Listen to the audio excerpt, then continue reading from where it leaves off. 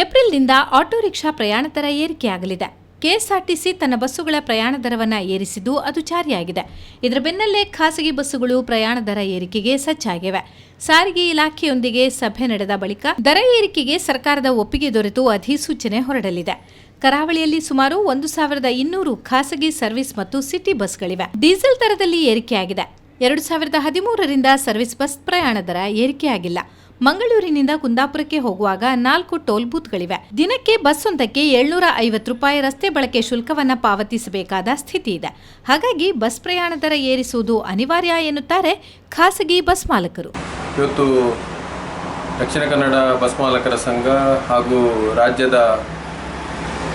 Bus ಮಾಲಕರ ಸಂಘ ಕೂಡ ರಾಜ್ಯ ಸರ್ಕಾರಕ್ಕೆ ದರ ಪರಿಷ್ಕರಣೆ ಬಗ್ಗೆ ಇವತ್ತು ಪ್ರಸ್ತಾಪವನ್ನು ಸಲ್ಲಿಸಿದೆ.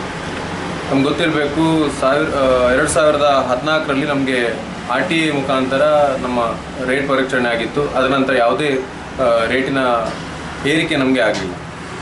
ಇವತ್ತು ಡೀಸೆಲ್ ದರ ಇವತ್ತು ಆಗ 56 ರೂಪಾಯಿ ಇದ್ದದ್ದು ಇವತ್ತು 70 ರೂಪಾಯಿವರೆಗೆ ಬಂದಿದೆ. ಇಲ್ಲಿ ಖಾಲಿ ಡೀಸೆಲ್ ತೈಲ ಬೆಲೆ ಏರಿಕೆ ಮಾತ್ರ ಅಲ್ಲ, ಅದರೊಟ್ಟಿಗೆ ನಮಗೆ ಇನ್ಶೂರೆನ್ಸ್ ಆಗಿರ್ಬೋದು, ಟ್ಯಾಕ್ಸ್ ಆಗಿರ್ಬೋದು. ಇವತ್ತು ಇನ್ಶೂರೆನ್ಸ್ ನಮಗೆ ಸೀಟಿಗೆ 500 ರೂಪಾಯಿ ಇದ್ದದ್ದು ಇವತ್ತು 1000ಕ್ಕೆ ಏರಿದೆ. ಇವತ್ತು ಏನಾಗಿದೆ ಅಂತ ಹೇಳಿದ್ರೆ ನಾವೇ ನಮ್ಮ ಉದ್ಯಮವನ್ನು ಕಳ್ಕೊಳ್ಳುವಂಥ ಪರಿಸ್ಥಿತಿಯಲ್ಲಿದ್ದೇವೆ. ಸರ್ಕಾರಕ್ಕೆ ಟ್ಯಾಕ್ಸ್ಗಳನ್ನು ಕಟ್ತೇವೆ, GSTಗಳನ್ನು ಕಟ್ತೇವೆ. ಇದನ್ನೆಲ್ಲ ಈ ಹೊರೆಯನ್ನು ಕೂಡ ನಾವು ಒಬ್ಬರೇ ಭರಿಸಲಿಕ್ಕೆ ಆಗೋದಿಲ್ಲ. ಇದನ್ನು ನಾವು ಈಗಾಗಲೇ ಸಾರ್ವಜನಿಕ ಭರಿಸಬೇಕಾಗ್ತದೆ.